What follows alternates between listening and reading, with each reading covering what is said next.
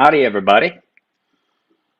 Welcome to the week one of the 2021 NFL season. The first Ask Me Anything of the year of the regular season is upon us. First heading into Sunday. Give a few minutes for people to show up and start watching, answer your questions. I see the questions coming in already, and I'll get to them as we get there. Um, Plenty going on. Few injury issues, as we all know. I'll get into those here as we go through the course of discussion. But obviously, the ones we're watching, keeping a close eye on: Austin Eckler, questionable, seems likely to play. Um, that's the early reporting, but man, the hamstring's an issue. It's a tough matchup. A lot going on there. Curtis Samuel's out. Jamison Crowder's out. Late afternoon kickoff is when the things get tricky. Saquon Barkley listed as questionable. Expect him to play. All indications are, barring a setback, he will. The role is the question, right? How much will he do? We have Evan Ingram's out for the Giants as well, and Odell Beckham is a game time decision as well for the Browns. First game back as well, like Barkley from his torn ACL of last October. Barkley's was week 2, so he's had a little more time to heal. But it sounds like both guys are going to be ready to go. Teammates certainly expect that to be the case.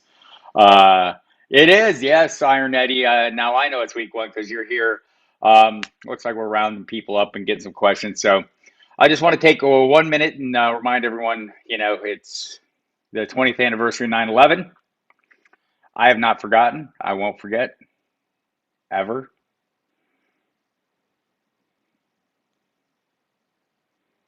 It's not a bad time to reflect on things. All right, everybody. So we'll start with the questions. Carson or Mostert? Everyone knows I'm a total Chris Carson fan and stan. I will back him every opportunity I get, unless it's Raheem Mostert going against the Lions. What a super matchup! I think So the thing about Mostert is, we never know how things are going to play out as the season progresses, right? For the 49ers running backs. And there's ample reason to believe at some point he won't be the guy. There's also ample reason to expect him to be the guy to open the season. And this is a great matchup. Lions, one of the worst run defenses, gave up like, 27, 28 rushing touchdowns last year, most of the league. So we're right up there at the top of the league. So I'm probably going to take my chances, Kenneth Hammett, on Mostert this week. Normally, I would be totally a Chris Carson guy, but it's just hard to deny the Mostert matchup in this one. So this would be a rare occasion where I would start Mostert ahead of Chris Carson. John Ortiz, happy opening. Great seeing you again. Pick 2 of the flex, Deontay, Judy, or Tyson. I'm going to go with Tyson. So here's the thing. We all know Gus Edwards, most recent. So started with J.K. Dobbins in the preseason finale, tore his ACL. Then in practice this past week, Gus Edwards, who seemed to be in line for a huge role, tore his ACL. And now it's Tyson Williams gets the first opportunity. Jeff Zrebiak of The Athletic, who covers the team locally there, has said this is Tyson Williams' opportunity. It's funny on the Football Diehards program on SiriusXM Fantasy Sports Radio, and I'll give you that schedule for that because we're on a lot, including today. You're going to get 5 hours of Diehards between the Fantasy Channel and NFL Radio, so be ready for that, people. But so Matt Waldman happened to be on the program when Dobbins was hurt in the moment, and he started talking up Tyson Williams, who he studies all the incoming rookies, right? So he had studied him the year before, and he advised listeners that they're really going to like what they see from this kid. So 6 foot, 220 pounds, big body, seems to be a good fit. Beyond that, with the Ravens, and it's a Monday night kickoff, so. They signed Le'Veon Bell to the practice squad. They signed the Devonta Freeman to the practice squad. They also have Trenton Cannon, who was added about a week ago. Seems more likely he's a special teams type player. So then yesterday they signed Latavius Murray, the former Saints running back, who seems like a great fit for this offense, right? So then John Harbaugh said on Friday it was going to take a little time, that Devonta Freeman was a little more ready than Le'Veon Bell. It was going to take a little time to get his legs under him. But Latavius Murray comes in really good shape because he's been through a full training camp and working out with the Saints until he was released this past week. So, and he seems like a great fit. This seems like the best case landing spot for him. I don't know if it is for Williams, but whatever the case, Williams gets the first run at this offense, and I think the Raiders historically are not a good defense, right? They're lousy. They're horrible. So, so I give that a shot. I love Deontay and Judy this week. Judy has a little tougher matchup going against the Giants cornerbacks, both pretty tough. So that'd be a little a little bit of a concern. And for the Steelers, like I'm not off the offense. I think all three wide receivers are viable plays. There's articles up. By the way, if you haven't checked it out, there's a delightful site called footballdiehards.com where we have tons of information going up constantly, and there'll be articles up today. And I think just one just went up on the Steelers.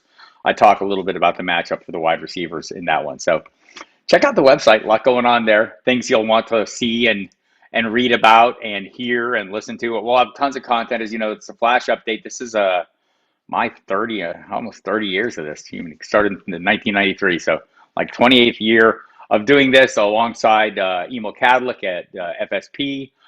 We have the flash update is rolling, so we have tons of content. This year, adding Casey Joyner doing a Friday injury report and kind of overview of who you should avoid and who you shouldn't based on the injury report. We've got Jamie Calandro handling the DFS site along with Justin Linero. So, and John Laub. By the way, everyone is doing a great job on the DFS content. And the usual assortment of things, tools, lineup optimizers for DFS, My Fantasy GM to help you manage all your teams. So plenty of stuff going on there. I thought I had answered that. So it's Tyson Williams would be my pick there between Deontay, Judy, or Tyson Williams. PPR Flex League, T. Higgins or Kareem Hunt. Chubb and JT are the starting running backs. Boy, Sean, that's an interesting one. So I'm probably slight lean. Well, you're starting. So I go ahead and diversify here. Higgins maybe has a sneaky matchup of the Bengals this week, and maybe the kind of the overlooked commodity there. I'm going to probably go that way. I might consider Hunt over him but you have Chubb, so I'm not going to put all my eggs in that basket. I do think the Chiefs are going to have to, or the Browns are going to have to put up some offense against the Chiefs. So that's worth noting. But that's the direction I go. I go ahead and go Higgins in this one. Hi, Tamika. Nice to see you. Flex position, full point PPR. Higgins, Landry, or Hollywood Brown.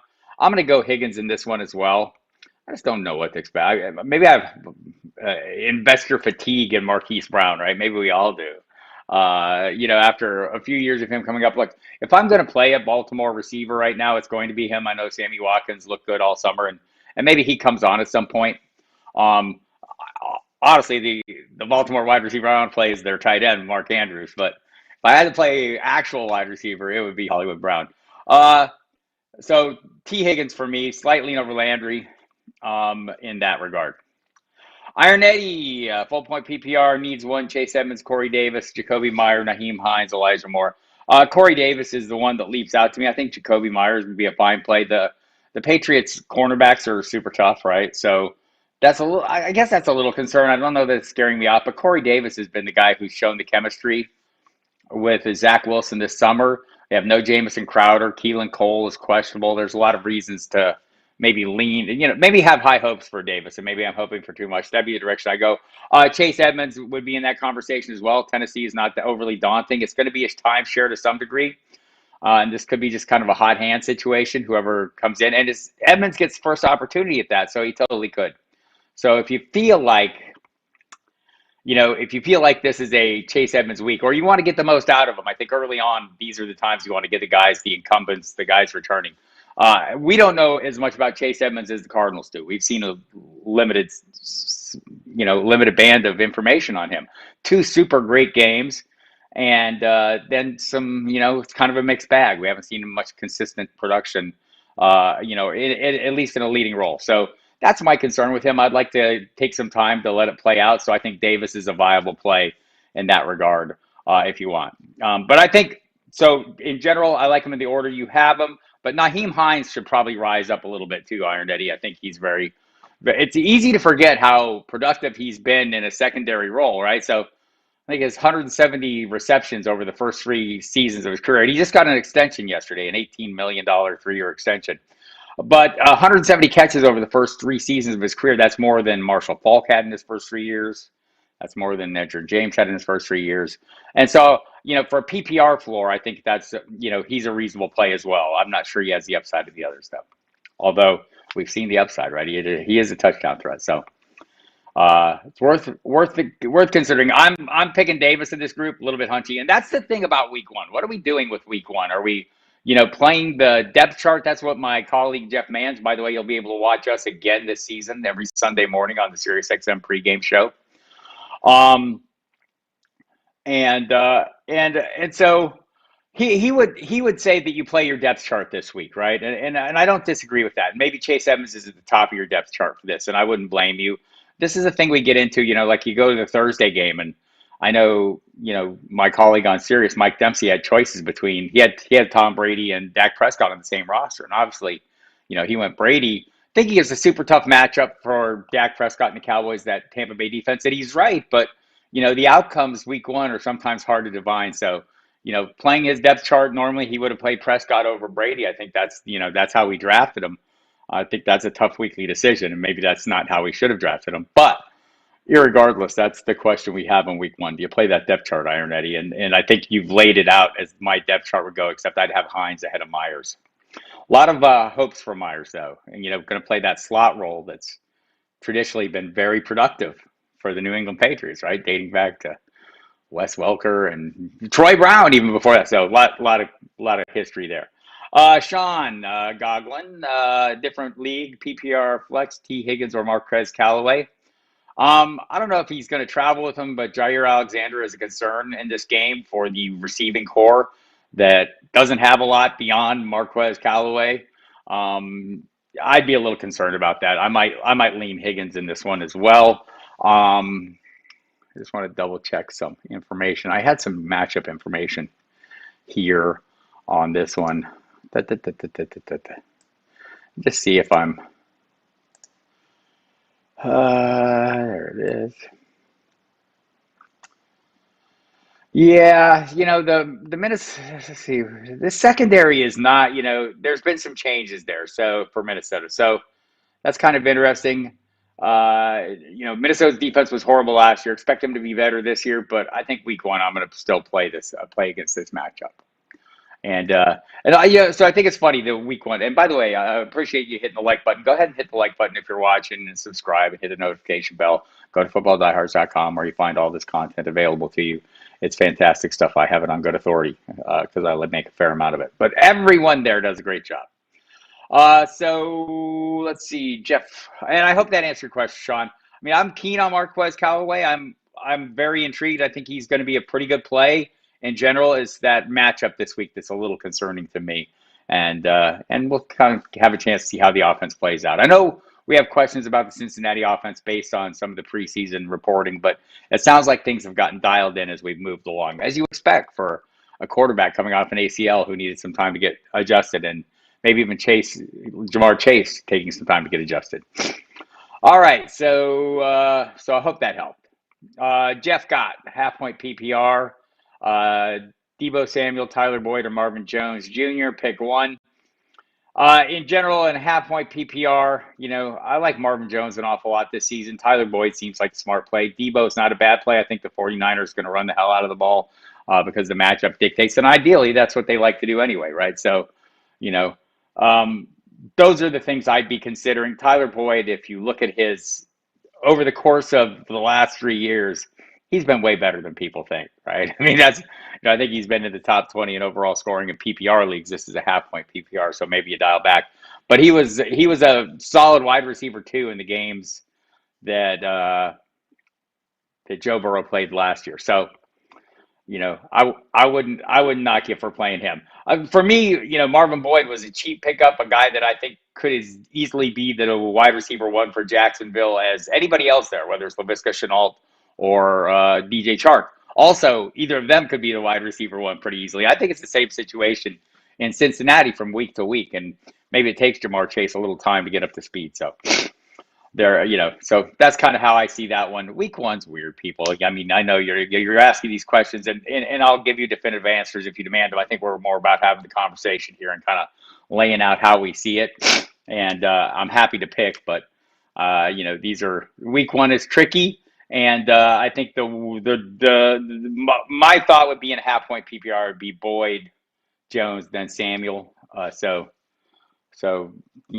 play that out. Go ahead. You can go into the site and check what I'm saying against the rankings. I don't always agree with the staff rankings 100%. So, I mean, look, we're ranking 100 players, right?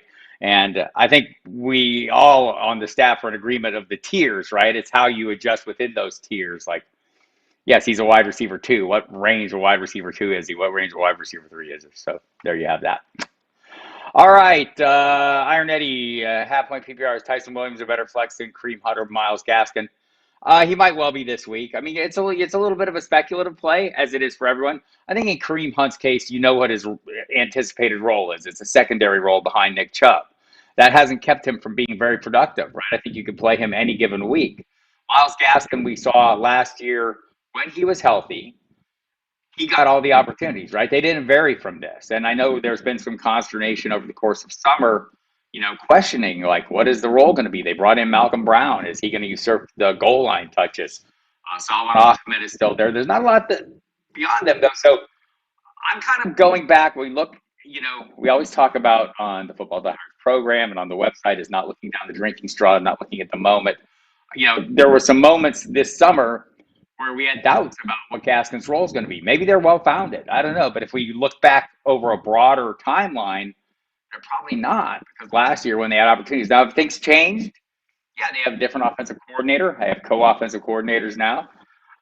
So that's going to be a little bit different. We're not 100% sure what the scheme is. One of those coordinators, though, is a former NFL running back and running backs coach, so Eric Studesville. So, and the other is George Godsey. And we don't know who's actually calling the plays. But I think Gaskin is a great play. All that said, that's a long way around the play saying, I'm probably rolling the dice on Tyson Williams. We know what the Ravens are. We know that offense wants to be. And right now, he looks to be the tip of the rushing spear. Well, the second tip. It's like a two-pronged attack, right? Lamar Jackson's always going to be a great option in that rushing attack, maybe the primary option because he's going to pick, the beneficial runs on those RPOs, et cetera. But I think Tyson Williams is a guy they have enough faith in, and who's going to have the role this week. I'm willing to roll the dice on that role this week in a Monday night game. And look, I don't think the matchup's that tough for him either. Maybe a little tougher for Gaskin. All right, Iron Eddie, last one for him. I hope not. I'm going to be here all season long. I'll need more questions, Ed. Need two. OBJ, Laviska Shenault, Michael Pittman Jr., Jacoby Myers. So OBJ is listed as questionable. Everyone in Cleveland thinks he's going to play. Certainly his teammates think he's going to play. Local reporters think he's going to play, right? So, and I think he's going to play. But it's his first game back. I mean, if you were kind of hesitant or reluctant to get him in there, I think Laviska Shenault is going to be a great target monster. He's going to get solid targets. I think Michael Pittman Jr. is the wide receiver one, and Carson Wentz in there. I don't think he's a horrible play. I think, again, Meyer is going to be the slot receiver. Maybe we give it a week and wait for the better matchup, see how Mac Jones does in his debut, right? That doesn't seem like entirely out of line there. So I'm going to probably go, for me, in a half, so it's a half point PPR. If it was a whole PPR, this would be a little easier. I'm going to probably go Shenault and OBJ, assuming he plays. I'm looking for the schedule just to make sure you don't get totally hosed. If somebody doesn't play, if somebody plays late, I got to pull up the schedule here. Late games, Jacksonville.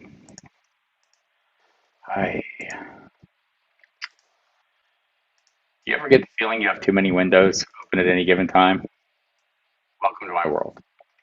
So Jacksonville is an earlier game, so I'd probably play it safe. I mean, you can play it safe. The problem is the Browns are a late afternoon kickoff, and you need to have some pivots in that game, in the afternoon game. So the Packers and Saints are a later game. Broncos, Giants. So yeah, I'll probably take some of the early options and go ahead and go with Shenault and Pittman. And if you're not worried about OBJ and you think he's going to play, I definitely want to play him. So there you have it. So I like probably the order you have them. And the question is, do you go with OBJ or not, based on the questionable designation, the late afternoon kickoff? Graham, half point PPR flex, Damian Harris, Brandon Cooks, or Marvin Jones, and a half point. I'm probably going Damian Harris this week. To me, this looks like the first time we have Patriots back with a clear path to workload. Hopefully, that's how it plays out, right? And I think it will. Like Ramondre Stevenson, who looked really good this summer going against third teamers, and maybe he is really good. This week he has a dislocated thumb. I don't think it's going to keep him off the field, but the Patriots have a tendency to redshirt their rookie backs, and so James White will be there. He'll be in the mix, but it seems like Harris has a really clear path to workload. Also, without Cam Newton there, you don't have the goal line vulture, and I think that maybe works in his favor as well in general. So I'd probably go in that direction. Love Brandon Cooks though, and again, Marvin Jones has been a favorite, a great pickup of mine, but there's a reason you were able to get him so late. There's some question. There's three wide receivers there that could all excel. So that's the concern for me there. Damian Jason White, two QB PPR league starting Mahomes and Darnold. Tyreek also in the lineup. I can fill two flex spots with Steve, Kobe Meyer, Tyson, or Terrence Marshall. I'm going to probably play Hardman and, well, again, maybe you can play OBJ since it's you got two guys in that late afternoon window. And I'd start OBJ, and if he doesn't go, play Hardman. I'm playing Tyson. And Terrence Marshall, I think, is a good sleeper pick. I just don't think he's a frontline play yet. Maybe he emerges and becomes that pretty soon. I mean, I think he's in a good spot. They had three receivers who were really productive in Carolina last year with a quarterback that I don't know is that much better than what Sam Darnold could be. So I'm with you there. I'll go with that. OBJ, McCole Hardman if there's a late scratch or something unforeseen, and Tyson Williams. Chenault or Robinson this week. I know who Chenault is. Is it James Robinson? Is it Allen Robinson? Is it Flex? I don't know. So I'm probably playing either Robinson, and I know it's a really tough matchup for Allen Robinson. So if that's a real concern for you, sure, play Chenault. If it's James Robinson, I'm playing him no matter what. Hi, Andrea. Steve Linder, all is well. Thank you, sir. PPR, one flex. Options are Javonte Williams, Elijah Moore, Darnell Mooney, and DeAndre Swift. It's a tough matchup for Swift. We kind of know he's supposed to have the lead role, Javonte Williams. So for me, it's between Williams and Smith. Mooney, tough matchup, just like it is for Allen Robinson, just like it is for the Bears offense in general. But also, it's a Sunday night game, and Mooney's listed as questionable. I expect him to play, so I don't know if that's totally enough to scare me away, but it's probably enough to make this decision a little easier. Um, to me, it's between Javonte Williams and Swift. I'm probably saying Swift. It's a tougher matchup than the Giants, but I know the role. I mean, I think he's going to share, but I still think he's the leading piece of that. He's been fully cleared to play this week, health-wise. Some off-field weirdness going on with him, but I don't think it'll be a factor this week. So I'd probably go with that. I love Javonte Williams. I think he's going to be a great play. But I think for this week, probably a slight lean to Swift in that one. All right.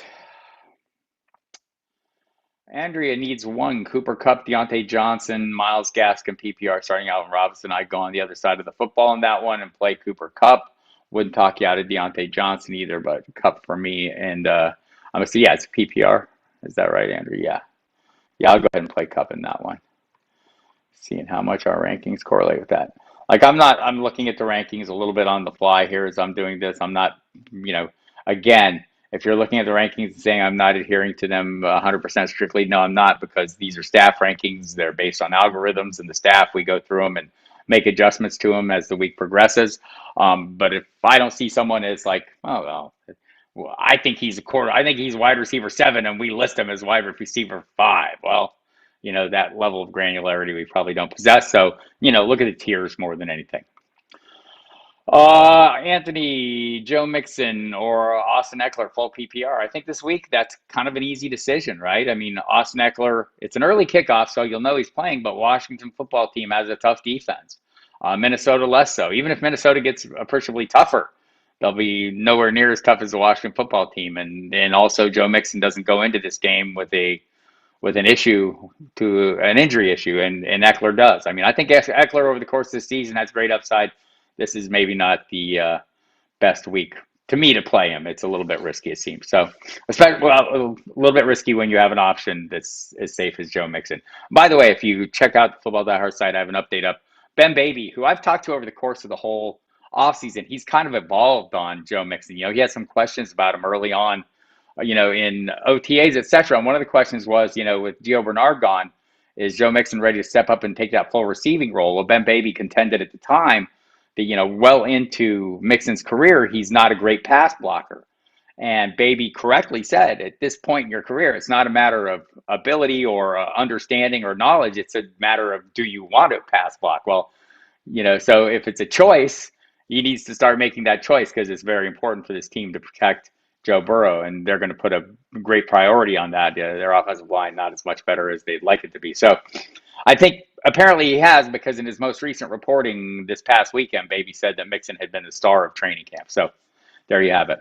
Hi, Remy. Thank you very much for the kind words. Andrea, 12 team, half point PPR, need one. AJ Dillon. Oh, Carlos Hyde, Daryl Williams, lost Gus. That's painful. I probably like them in that order. Honestly, I think, Daryl Williams seems like he could get some goal line work. And that's only based, though, on Clyde Edwards-Helaire's shortcomings in that area. They say he's going to be better at that. They say he's going to be better as a receiver. We haven't seen it yet. So, I'm still playing Clyde Edwards-Helaire as he's a full clear path to workload player. So, Daryl Williams goes to the bottom. I do think we'll see AJ Dillon. I do think we'll see Carlos Hyde some amount of time. In the case of the Chiefs, I think they have three guys that can maybe chop it up a little bit too. So Jerick McKinnon's there. You probably have them in the order I'd play them, Andrea, and it's a tough situation. Dennis, Julio Jones, T. Higgins, or Marquise Callaway, half point PPR. Given the matchups and the way things are playing out for the Cardinals right now, they've had a lot of attrition at defensive back, and Julio saying today his chemistry with Ryan Tannehill's good. I don't know if it is or not. I mean, they didn't work together much this summer, but I take a chance on it given this matchup. A lot of open targets in Tennessee. You'll be surprised to learn like over 200 open targets. Expecting Julio to get well over 100 of them doesn't seem crazy, right? So there you have it. I'd probably go in that direction. And again, Marquez Callaway, I like an awful lot, and I'm not against T. Higgins either, but I'm going to play Julio this week in this one. Let's see. Umberto V, E. Moore, Elijah Moore, or Mooney in the flex. Well, given the health concerns and the Sunday night kickoff, again, I think Darnell Mooney's going to play. Matt Nagy says he's going to play. Also, he's listed as questionable. It's a back issue, and they're traveling on a plane. I don't know. There's a lot of moving pieces there, and the kickoff time isn't great. And I don't know if you have any fallbacks if you were to be a scratch. So I'm going to play Elijah Moore and hope the fact that there's no Jamison Crowder. Keelan Cole is questionable. I think he's going to play, but if he doesn't, there's a clearer path to workload for Elijah Moore. So I'm okay with that. Steve, another one. PPR, need one from these. Judy, Debo, Pittman, and Montgomery. Probably playing Montgomery. I mean, even, it's a tougher matchup, I think, for the passing attack in Chicago. Like, it's not an easy matchup at all for anybody. But I think Montgomery, I'm going to play the opportunities there. Judy, tougher, fairly tough pair of cornerbacks. So both he and Sutton, face reasonably tough matchups, individual matchups. That's not to say they can't win. They can. But, just kind of running through the hierarchy. And same, Debo, it's not tough matchups for him either, right? So the question for me there is how much is San Francisco going to throw, especially against the Detroit defense that's been so easy to run on, or certainly was last year, and hasn't done much to improve that. I think that would be kind of what goes into my decision-making process there. Pittman, I like. I do think he's going to be the wide receiver one there, but David. So I'm assuming that's David Montgomery and not Ty Montgomery. If it's Ty Montgomery, I'm probably playing Judy here. Keeper league. I see in Yahoo, D. Watson is now showing as a status out. He is out. He's ruled out. They're not going to play him. So, I mean, sure, he's worth an IR bench spot. But I've said since, I think, April that he's like 90% not going to play him. I'm 90% sure he's not going to play this year. And it's only 90% because we see a lot of weird things. And so, I'm leaving open the possibility of weird things. But it would take something weird for him to get on the football field this season, I think. I mean, beyond the off-field issues and the legal issues he's facing, he doesn't want to play for them. And and he's there now. So he's there now and he's ruled out. So his contract, his big issue was he wants his contract to toll because he goes from $10 million a year in salary to $30 million a year as long as he's, on the roster. So he's made his point, and I think this is how it plays out. And there's, some talk even this morning that if they didn't rule him out or if they weren't making this decision, would the NFL put him on paid leave until the legal issues are resolved? Well, essentially that's what the Texans have done. So it doesn't, it's kind of a moot situation. I don't think he's going to play, but sure, a bench spot is an IR bench spot is fine. And I don't know how Yahoo will approach that. I know he's going to be ruled out every week, though, or that seems to be the plan of the Texans at this point. Should I play Tannehill or Herbert? If I play Herbert, he'll be playing against your defense. More so, playing against my defense is playing against that defense. I'm not keen, So like, if you go to my DFS 3 and out column this week, I lay out a pretty good case why I'm not playing Justin Herbert in DFS tournaments. It's also a pretty good case for why, if you have a viable option, you don't really need to play him. I think Tannehill's a viable option. He's been quarterback 7 over the course of his time as a starter in Tennessee, and they added Julio Jones, and the Arizona defense has problems with the secondary, and Washington doesn't. So, again, it's week 1. I don't like to put too much into matchups because weird things happen. We saw the Cowboys put up all kinds of offense against one of the toughest defenses in the league last year in Tampa Bay, right? So this happens in week 1. So we're just trying to play the logic, and I guess that's where I'm going at with a lot of this. As I'm sitting here and you're asking me to pick players, I'm using this to make a conversation about the thought process that maybe goes into picking these players as you pick them. Again, I'm happy to make the choice for you, but the goal here is for you to make the choice based on reasonable information. So the reasonable information in this case, or at least the pertinent, is Washington's defense is super tough, and Tannehill has a much better matchup. And relatively speaking, while over the for in all things being equal, I'd like Justin Herbert over Ryan Tannehill, but it's pretty close, right? And based on a couple years of production there. So the one thing I worry about with Tannehill is his need to be super efficient, and also he's been super efficient. They don't throw the ball as much as you'd like to see, right? They were one of the bottom 5 in pass attempts last season, and yet still they were very productive, and so is he. So I hope that helps, Ken. Big dog, 1286. Oh, we've got a signing here, just a extension for an offensive lineman in Philadelphia. So as I stare at 1,000 notifications hitting my phones and devices.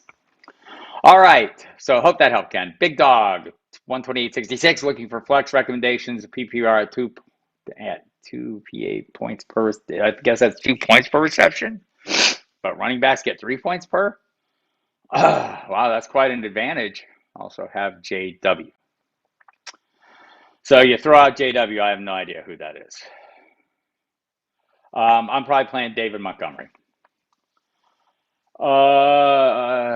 Claypool, Kenneth Townsell. Claypool, Javonte Williams, so is that your JW, Javonte Williams? I don't know. Is it Jameis Winston? I don't know, big dog. You got to help me out on these, man. It's not like there's only one of some of these things. Claypool, Javonte Williams, or Josh Jacobs in a PPR. Josh Jacobs playing Monday night in a super tough matchup. Going to be listed as questionable. I would almost bet he's been limited all week by toe. Maybe he's not, but he's not 100% right in this tough matchup. I'm probably going with Montgomery here. Or I'm sorry, slight lean Javonte Williams. Wouldn't talk you out of Claypool either. Dennis Mental, Josh Jacobs, Devin Singletary, Melvin Gordon, half-point PPR. Boy, these are all really equal. I mean, if Josh Jacobs, if I knew for sure Josh Jacobs was playing as healthy, even a tough matchup, I'd probably play the workload there because I'm more certain about it and more confident and comfortable with it. I know the people on the ground who cover the team on a daily basis, the ones I've talked to most recently, think Singletary is going to be the top option in that backfield ahead of Zach Moss. But I think we're all kind of just guessing there. I'm probably playing Gordon in this group, and only because Jacobs has the injury issue. Look, watch the injury report later today. If he's off the injury report, then maybe it's worth rolling the dice. Still a tough matchup, so maybe that's the approach I take. I wait and look at the injury report on all the Josh Jacobs questions. If you have a couple hours, that'll be out later today on the website. So watch for that. Cousins or Herbert, leaning Cousins due to Herbert's tough matchup with Washington. Jeff, if that's the way you're leaning, I would not talk you out of it. I think, I think Herbert is still going to is still capable of a reasonable day in a tough matchup. But man, it's a super tough matchup. Why, if you can avoid it. Not a huge Cousins guy. He generally gets off the slow starts. They're going to, but it's a funnel offense, and he has some really good weapons that he funnels to, whether it's Dalvin Cook as a receiver, Justin Jefferson, Adam Thielen, all capable enough. And it's not that daunting of a matchup. So I'm probably leaning that way. But again, so here's the conundrum for if you're a fantasy manager, right? You put a lot of time and energy into figuring out who you're drafting and when you're drafting them. You drafted Justin Herbert when you drafted him for a reason because you expect him to be really good. Look, they upgraded their offensive line across the board. So they should be better able to handle a pass rush. I don't know if that makes them like ready to handle Washington's pass rush, which was phenomenal last season. They've got multiple disruptive playmakers along that front seven, right? So that's my concern, right? And Austin Eckler being a little nicked up, not sure what they're going to get out of him in a tough matchup. I mean, look, ideally I play my depth chart, right? I want to play Justin Herbert, but there's a little wiggle room this week. It's a super tough matchup. So if you're leaning Cousins, I would not talk you out of it. How about that? Hurts versus Stafford, Gasecki versus Janu. Well, Hurts versus Stafford. This is a really good matchup for Hurts. The Eagles or the Falcons are horrible at stopping running quarterbacks, and he's a running quarterback who's really good at running. Also has a decent, better supporting cast, I think, downfield, so he can get a little something done. I'm going to take Hurts in this one. I'm probably going to lean Gasecki over Janu, but I don't think Janu. I think as we were drafting, I think Janu kind of became an overlooked, and maybe it's a concern that it's going to be chopped up between he and Hunter Henry, and maybe it will be. We've seen the Patriots use two tight ends with some success in the past, so it's possible they could do it again. But maybe you have time to figure out, how it's going to work out before you have to roll out with them. We rank them 12 and 13 this week with Gasecki one ahead, and again, pretending we have that level of granularity in our ability to predict the future would be not being honest with you. So I think they're both viable plays. I'm probably leaning Gasecki here, going with the rankings, and just for the reason it's not a rookie quarterback starting, it's a second year quarterback starting who maybe has a little more something going, or does he? Tua Tagovailoa, we'll see. But yeah, I'm probably leaning that direction. And what else did you? You had one more. Pick Judy, Corey Davis, Callaway, or Myers. I'm probably picking Corey Davis in this one. I'm probably a little bit into tank for Corey Davis. I think he was a great value in drafts. He developed, and since drafting him, I drafted him in best balls all off season long. And as the season drew nearer, I was pleased to see it clearly has some chemistry with Zach Wilson was looking his way all summer long, whether it was training camp workouts or in preseason games. So I'm going to give Corey Davis a shot there. Normally, I think Judy would be the play. I think this is a little tougher matchup for the Giants. Cornerbacks are not, Giants defense is not in general daunting, but the cornerbacks are pretty tough. So I think Cortland Sutton and Judy have kind of tough individual matchups. So that would be how I sorted through that one. Let's see. Don Jung, start two wide receivers: Corey Davis, Marquez Callaway, Marvin Hall, and Devontae Parker. Probably not playing Marvin Hall because I'm not entirely sure who he is. I'm probably playing Corey Davis here as well, and probably Callaway in this case. Wouldn't talk you out of Parker though. And I don't know who Marvin Hall is. Last one for week one, and I appreciate the help. Thank you, Steve. I appreciate you coming. Judy or Debo? Ah, man. Judy is. I guess my concern here for the 49ers is they're gonna be so run heavy that it's gonna be a little bit of an issue trying to count on these guys. I think in general I like the offense and the matchup better for the 49ers. So if you went that way, I wouldn't talk you out of it. In fact, I'd probably be leaning slightly that way to Debo. But I'm so big on Brandon Ayuk, I think it might sour me on Debo a little bit. So maybe I should dial back. Just based on the matchups and what I expect from the offenses, I'm probably Debo's probably the smarter play. Thanks, Big Dog. 1288, 128.66. And the thoughts. Javonte Williams was the other name. So no worries, man. There's like more than one of those. I kind of worked through it there eventually. Graham F. Season-long question. I have Mike Evans as my wide receiver too. 5-point PPR. Do you think Thursday game show that Godwin and Brown may be Brady's new favorite targets, or was Evans just an outlier?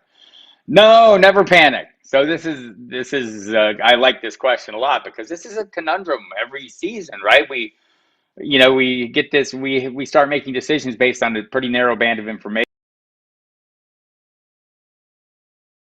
In this case, the broader picture is 7 straight years, 1,000-yard production, right? He's playing with a really good quarterback. So, I'm not ready to bail on him. This game was a concern. I'm not going to lie, right? I mean, I have the same feelings you did. And of these three receivers, my biggest investment has been in Antonio Brown because he was the cheapest. My second biggest investment was in Evans. Now, if we've listened to Bruce Arians over time, he would love. I think he views Godwin is a vital piece of his offense. If you think back to his time in Arizona, again, looking at the bigger picture, right? What do we know about Bruce Arians? He likes that big slot receiver. He changed the way Larry Fitzgerald, the position he played basically, and made him that big slot. And Larry Fitzgerald kind of had a career renaissance thanks to that. And this is the position that Godwin is in that big slot position that's really vital. If you remember last year, Bruce Arians called that position, and Godwin in particular, the straw that stirs the offense's drink, right? So, I mean, that's his desired outcome. Also, Bruce Arians' desired outcome is for Ronald Jones to be the lead back. So we saw how that worked out once he fumbled, right?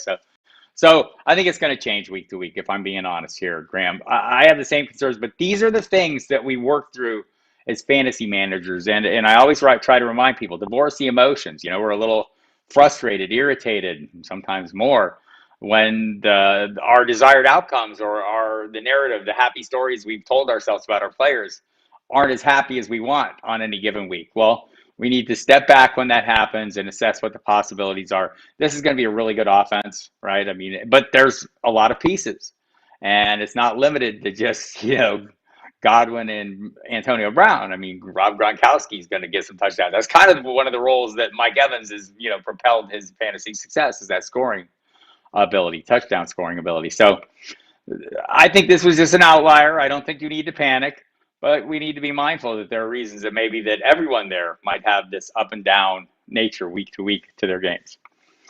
M. Terran, week 1 PPR, Trey Sermon or Jacoby Myers.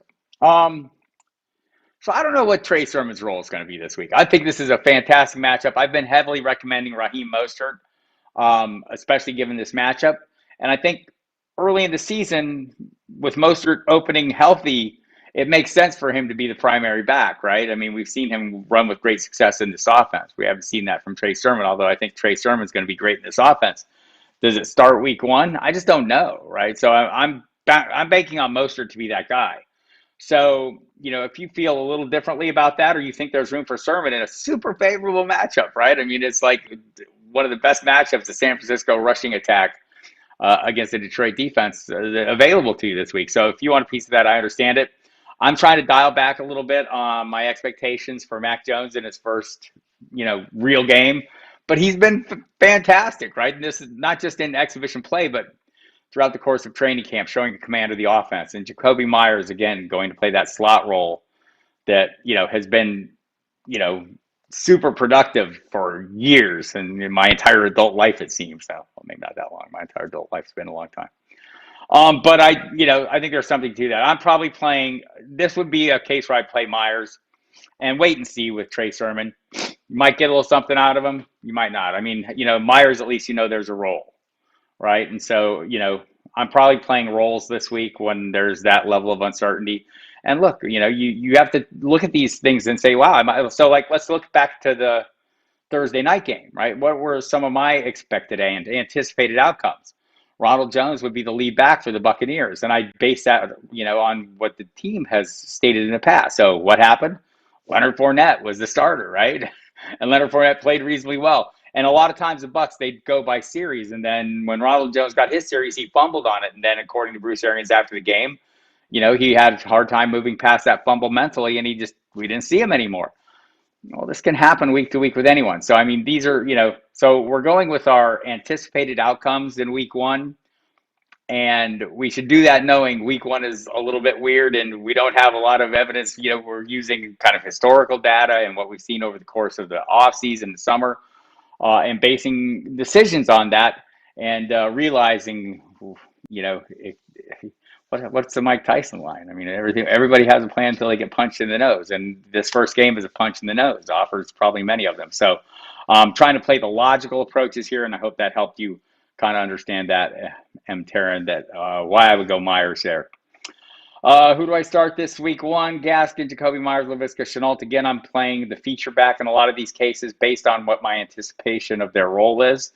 I know there's been some talk about Gaskin maybe not being the primary back or maybe sharing more.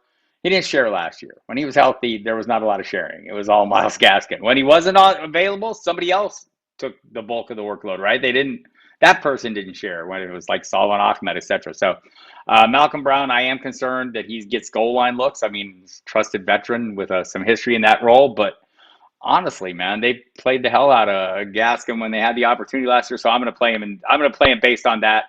And I like both of those other players just fine. In particular, Chenault, I think, is going to be heavily targeted with Travis Etienne Jr. out. You know, that kind of, I don't want to say gadget role, but that kind of, satellite receiving role seems like Laviska Chenault. Some of that will filter down to him.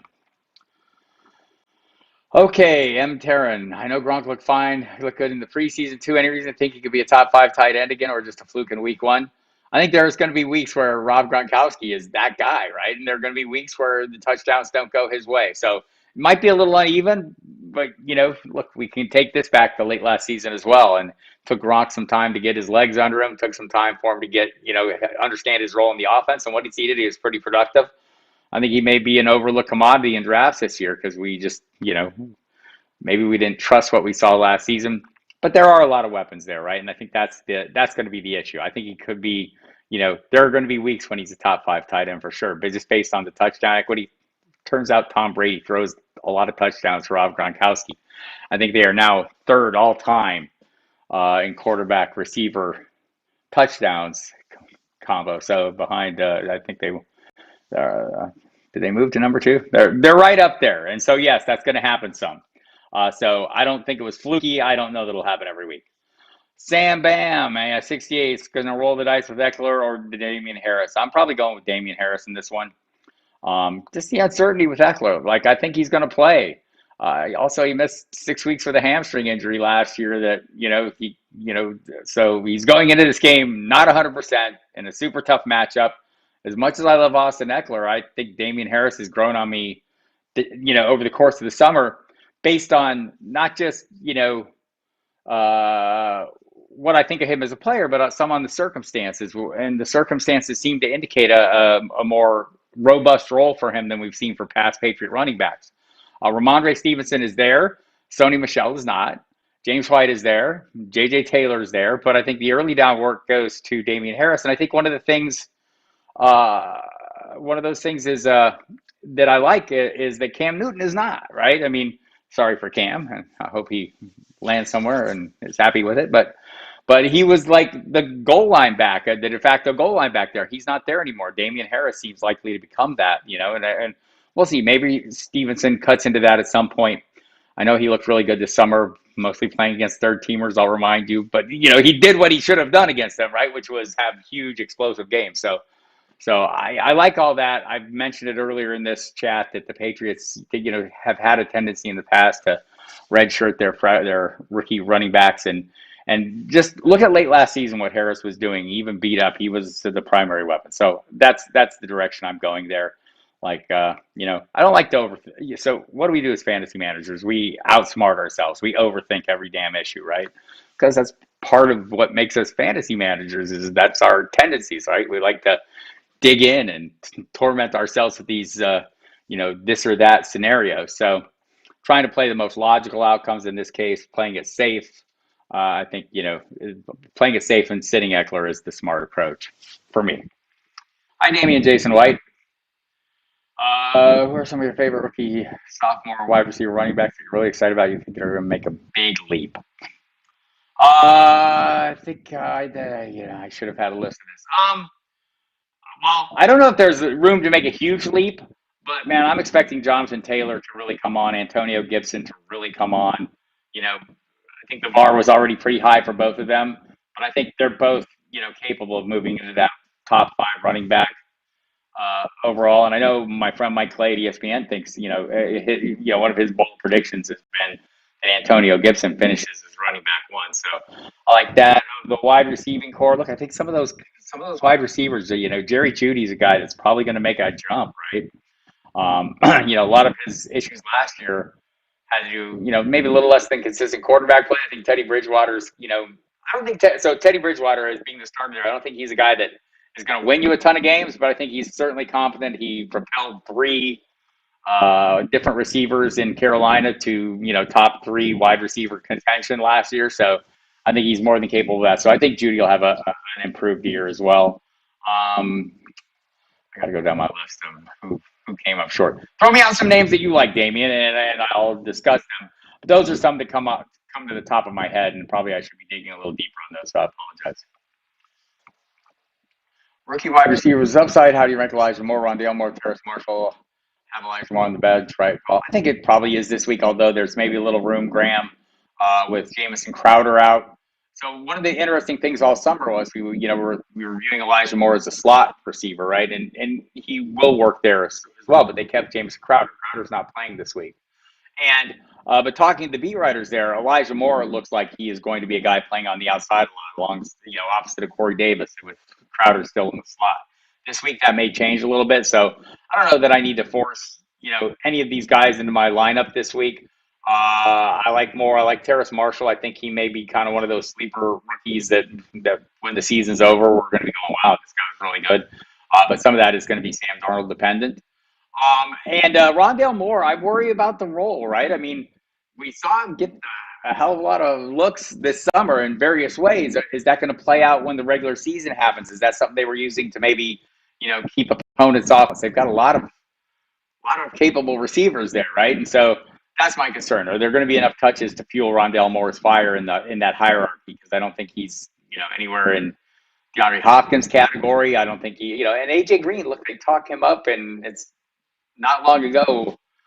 AJ Green was a top receiver. I don't think he's that anymore, but as a wide receiver too, maybe he's in a little better position. He'll benefit from better coverages, and so I guess that's my concern. Those guys are going to be on the field all the time. Green and Hopkins as things stand now, and we'll see a fair amount of Christian Kirk too. I don't think they've given up on him, and so how much room is there? Is there going to be room for 10, 12, 15 looks for Rondale Moore? That's my concern there, and that's my concern for all these guys, right? As rookies coming into an offense. Hi, Don. Let's see you for a while before I do another draft. Good luck in your draft. Hope you have great success. You usually do. Even be okay when you can use the players in the game a lot different. Yes, yeah. So yeah, that's an interesting thing. In one of the high stakes drafts, they draft after the Thursday game is played, and you can draft some of those Thursday players. It probably changes their value. Like Amari Cooper, you said, go from the 12 to 15 and 16. Gronk going in the 6th and 7th round, and it does add a little. How much would you weigh? So it's one game, right? I mean, that's the thing, Donnie. And I think that's a hard thing. You have one bird out of 17 in hand, right? So I think it'd be easy to overvalue that one game or those one performances. That said, at tight end, I mean, why not overvalue that performance? Because once you get outside that top tier, you're kind of looking at catch can situations as is. I mean, even outside the top 6, 7, 8 tight ends, do you really count on any of them for consistent weekly production? And I think Gronk has already demonstrated that he should be in that conversation as a guy who can any given week give you a huge game. So I think that's a wise one. And I don't know about Cooper and CeeDee Lamb. I mean, I think both those guys are going to be huge plays all season long. I loved what I saw from Dak. I'd like to see a little more balance in that offense, but also as invested as I am in Dak Prescott, I'm kind of okay with how it played out. Cooper. All right, so a couple things before I wrap this up for the day. Again, 9/11. I hope everyone's okay out there. A lot of friends have a lot of emotional impact on this, and I just want them to know I won't forget this, and I hope nobody does. Also, footballdiehards.com. We're up and running. The Flash update is rolling. We've got all kinds of content up, including the constant stream of updates you're all used to, news and information, kind of tidbits and things that'll help you kind of figure things out as you're setting your lineup. But beyond that, we've got a great cast of characters this year. Jamie Calandro is doing a ton of DFS content for us, a newcomer on board this season. He joins Justin Laranero and John Law and doing the DFS content. There's the Scholars sheet of DraftKings knowledge is fantastic. I'll read that every single week. You can find my DFS content too, the DFS Tournament 3 and out. I love playing tournaments, people. But you'll find tons of video content. We'll start up the podcast again next week with Justin Lanero and myself. So plenty going on there. You'll also find we have a new feature, Ask the Commissioner, with Reginald James this season. Brad Cruz is Stardom Situm. Evan Tarciano's Waiver Wire Wizard will be back. So all the things that you've come to know and love, plus a ton of new stuff, not the least of which is Casey Joyner every Friday, the football scientist, one of the smartest guys in this business. We'll be doing a little injury sit start report on Fridays this season. It'll be very helpful to all of you. So, and to me even as well. So I'll be using that. So tons of stuff. Go check the site, Fantasy GM tools, lineup optimizers, our player performance rankings. We have target data, red zone rushing stats, snap counts, fantasy points allowed by defense, all these things that'll help you set your lineups each and every week. And this, every Saturday, I'll be doing this at noon Eastern time. So I hope that you can all, dive in and we can make this a weekly meeting and talk through things. Again, I don't like to, look, my job is not being an expert. My job is making you an expert, right? I'm a professional. That's what I'm here to do. So if I'm sitting here telling you who to play or who I play, I'm hoping I'm just sparking conversation, giving you thoughts. You're every bit as smart about this as I am. Hopefully I've given you the information you need to make the best decisions possible for you. Because remember, man, on Monday morning, you're going to be the one looking in the mirror, kicking yourself in the ass if you made the wrong call or if you made my call against your own wishes, right? So we'll talk through it. We'll be logical about it, try and divorce the emotion from some of these situations. It's often a problem, when we hang on to things. M. Terran, diehard sub for 2 years, 4 years, 2 championships. Thanks for all you do. Nicole Hardman on the bench in a full PPR. Is this the year he flips the switch or drop for Rondale Moore or Marshall? I'm going to give Hardman a chance. I don't know if this is the year.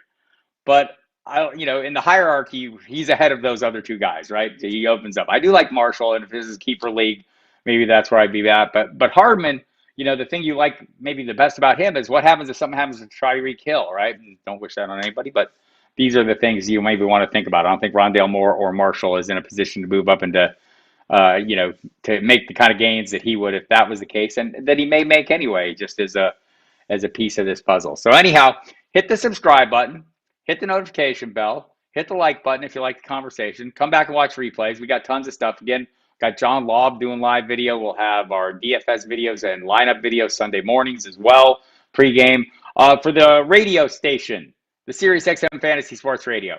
Me and Mike Dempsey will be on every Monday and Thursday night from 10 p.m. to midnight. And we'll have members of the staff, great guests, the usual things you'll come to know and love. Saturdays, you can find Football Diehards on the Fantasy Sports channel, Fantasy Sports Radio, channel 87, from 5 to 7 Eastern.